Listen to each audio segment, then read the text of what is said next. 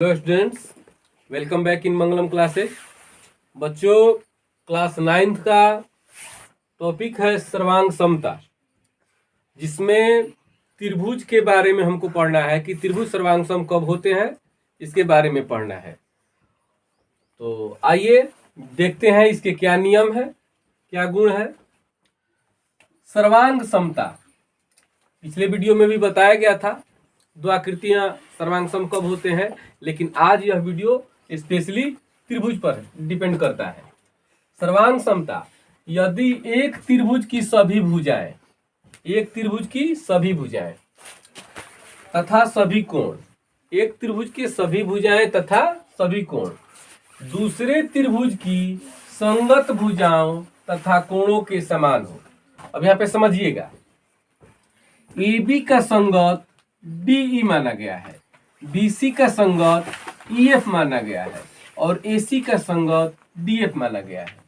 तो AB equal to DE, AB बराबर DE, BC बराबर EF और AC बराबर DF। यहाँ पे लिखा भी गया है कि भुजा AB बराबर भुजा DE बराबर भुजा DE। इस पे देखिएगा, एक चिन्ह से दे दिया गया है समझने के लिए। और BC बराबर भुजा EF और भुजा DF बराबर भुजा AC। तो तीनों भुजा, इसके तीनों भुजा संगत भुजा के बराबर है। अब संगत कोण समझिएगा, A का संगत कोण D, यानी angle A equal to angle D। Angle B का संगत एंगल E, तो angle B equal to angle E। और एंगल C का संगत जो बच गया है, इसको क्रॉस से दर्शा देते हैं, एंगल C का संगत एंगल F, तो एंगल C का एंगल F। तो इससे क्या परिणाम निकला कि यदि किसी त्रिभुज में उसके तीनों भुजाएं दूसरे त्रिभुज की संगत तीनों भुजाओं के बराबर हो तथा संगत कोण, इसके संगत कोण दूसरे त्रिभुज के संगत कोण के बराबर हो, तो दोनों त्रिभुज आपस में सर्वांग सम होते हैं। सर्वांग सम होने का अर्थ है कि इस ट्रायंगल को उठा के यदि इस पे रखा जाता है तो यह पूरी तरह से दूसरे त्रिभुज को ढक लेता है। अब इसके कुछ रूल्स हैं, सर्वांग समता के कुछ रूल्स हैं। पहला रूल, यदि दो त्रिभुजों में एक त्रिभुज की दो भुजाएं, यहाँ पे देखिएगा, इस भुजा को और इस भुजा को रखा गया है तथा उनके बीच का कोण, तो इस भुजा के और इस भुजा के यहाँ पे बीच वाला कोण देखिएगा। उसी प्रकार दूसरे त्रिभुज की दो भुजाओं, तो देखिएगा ये वाला भुजा और ये वाली भुजा और इसके बीच का कोण यहाँ पे E है, अलग अलग, ये आपस में बराबर है, तो दोनों त्रिभुज उस कंडीशन में भी क्या होते हैं, सर्वांग सम होते हैं। कब?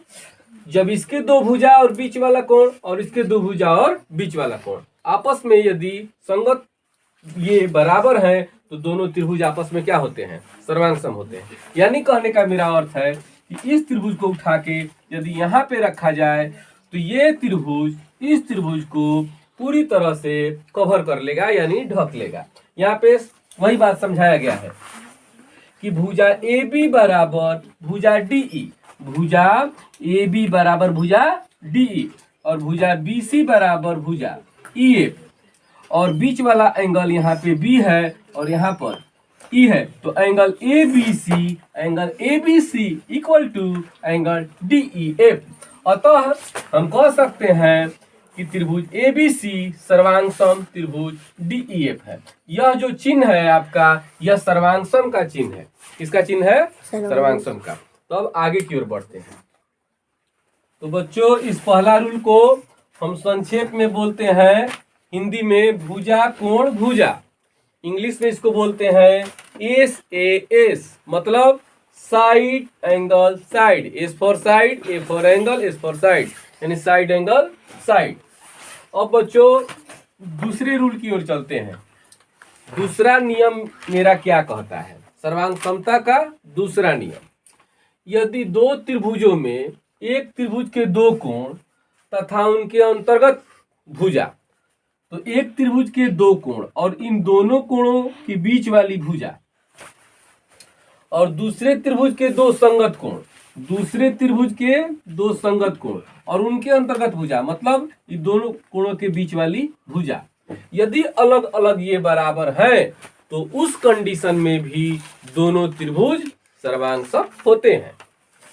तो यहाँ पे जो ये रूल है इसको शॉर्ट में हम बोलते हैं एंगल साइड एंगल, यानी कोण भुजा कोण। तो कोण भुजा कोण से के रूल से ये त्रिभुज दोनों सर्वांग सम है। चलिए इसको देखते हैं। Angle A equal to angle P, angle B equal to angle Q और इन दोनों कोणों के बीच वाली भुजा यहाँ से AB और इन दोनों कोणों वाले के बीच वाली भुजा PQ, यानी तथा भुजा AB इक्वल टू भुजा PQ। इस प्रकार हम कह सकते हैं कि triangle ABC congruent to triangle PQR, यानी त्रिभुज ABC सर्वांग सम है त्रिभुज PQR का। तो बच्चों ये मेरा दूसरा नियम था। तो बच्चों लगता है कि यह चैनल हमारे लिए लाभप्रद है, शिक्षाप्रद है, तो आप इसको सब्सक्राइब करें, लाइक करें और अपने फ्रेंड में भी शेयर करें। Thank you for watching my video.